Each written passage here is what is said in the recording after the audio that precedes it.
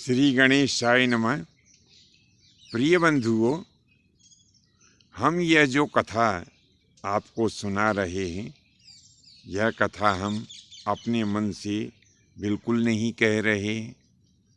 हमने पुराणों में जैसा यह कथा प्रसंग प्राप्त किया है, वैसा ही हम आपकी सेवा में प्रस्तुत कर रहे हैं। प्रसंग है त्रेता युग में जब धनुष यज्ञ हो रहा था। उस समय प्रभु श्री रामचंद्र जी महाराज की आयु केवल 15 वर्ष थी और जगत जननी माता सीता जी की आयु 6 वर्ष थी। 12 वर्ष तक भगवान श्री रामचंद्र जी महाराज माता सीता जी के साथ अयोध्या में आनंद से रहे।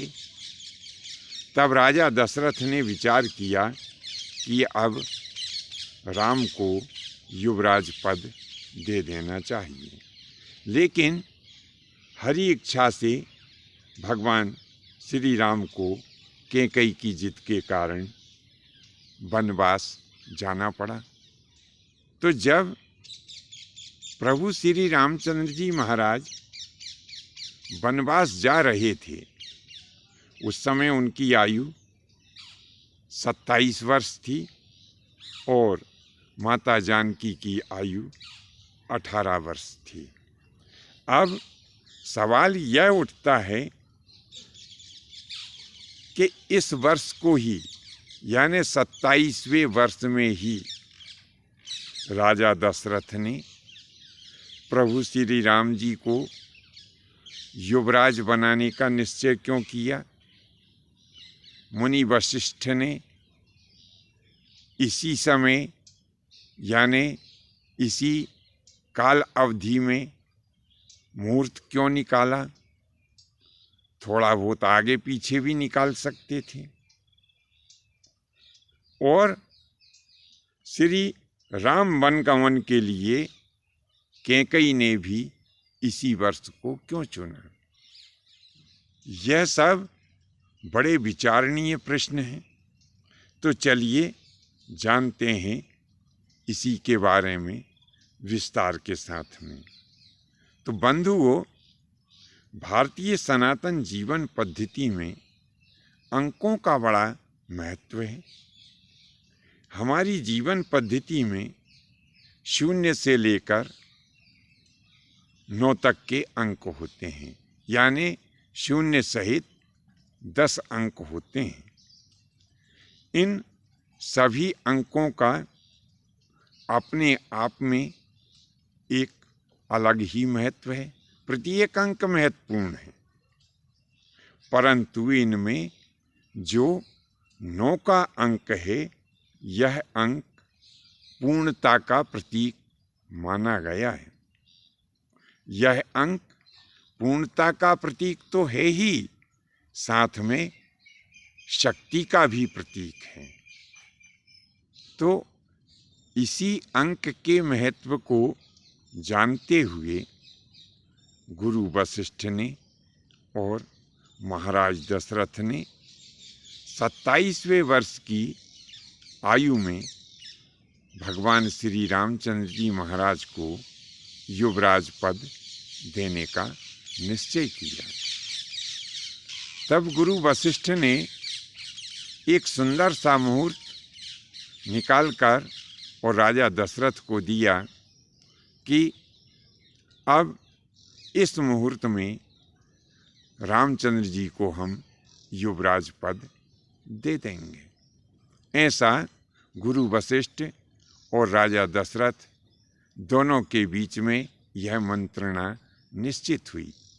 नगर में डिंडोरा भी पीटा गया, पूरा नगर बड़े अच्छे से सजाया गया। सब लोग बड़े खुश थे कि कल प्रभु श्री रामचंद्र जी को युवराज पद दिया जाएगा। अब यहाँ पर कैकेयी का जिक्र करना भी बड़ा जरूरी है। माता कैकेयी महान नीति निपुण और महान धर्मज्ञ थी। उन्होंने कुछ और ही सोच रखा था, जो जगत के हित के लिए ही उन्होंने सोचा था। तो माता कैकेयी ने भी 27वां वर्ष ही क्यों चुना, इस पर भी हमें जरूर विचार करना चाहिए। तो अब 9 का और 27 का तथा 18 का कैसे और क्या संबंध है, इसके बारे में हम जानते हैं। जैसा कि पहले बताया जा चुका है कि जब प्रभु श्री राम का वन गमन हो रहा था, उस समय प्रभु श्री रामचंद्र जी महाराज की आयु 27 वर्ष की थी और माता सीता जी की आयु 18 वर्ष की थी। तो जो अंक शास्त्री होते हैं वे इस बात को भली प्रकार से समझते हैं। 27 का अंक 2 अंक का जोड़ा है, एक अंक इसमें 2 है और दूसरा 7 है। अब ये 2 और 7 को आपस में जब हम जोड़ देते हैं तो 9 अंक बनता है। इसी प्रकार से 18 का अंक, ये भी 2 अंकों का जोड़ा है, इसमें 1 और 8 को आपस में जोड़ दिया तो भी 9 ही बना। ये 9 का अंक अपने आप में एक पूर्ण अंक है। इसी प्रकार से हम यदि 27 और 18 का भी जोड़ कर देते हैं तो भी उसका मूल अंक 9 ही बनेगा। तो बंधुओं, जब प्रभु श्री रामचंद्र जी महाराज वन के लिए प्रस्थान किए, उस समय 27 वर्ष उनकी आयु थी, जिसका मूल अंक 9 है। वन को प्रस्थान करते समय प्रभु श्री राम अपनी संपूर्ण दुष्ट दलन शक्तियों के साथ वन को प्रस्थान किए थे और माता सीता अपनी समस्त नवसृजनात्मक शक्तियों के साथ प्रभु श्री राम के साथ में वन को पधारी थी। तो यहाँ पर हमने आपको 27 और 18 तथा 9 का संबंध बताया। बंधुओं, आपको यह जानकारी कैसी लगी नीचे कमेंट्स बॉक्स में अवश्य लिखें। आज के लिए बस इतना ही। शेष फिर कभी नए विषय के साथ आपकी सेवा में उपस्थित होंगे। आज्ञा दीजिए। धन्यवाद। जय माता की, जय परशुराम जी की।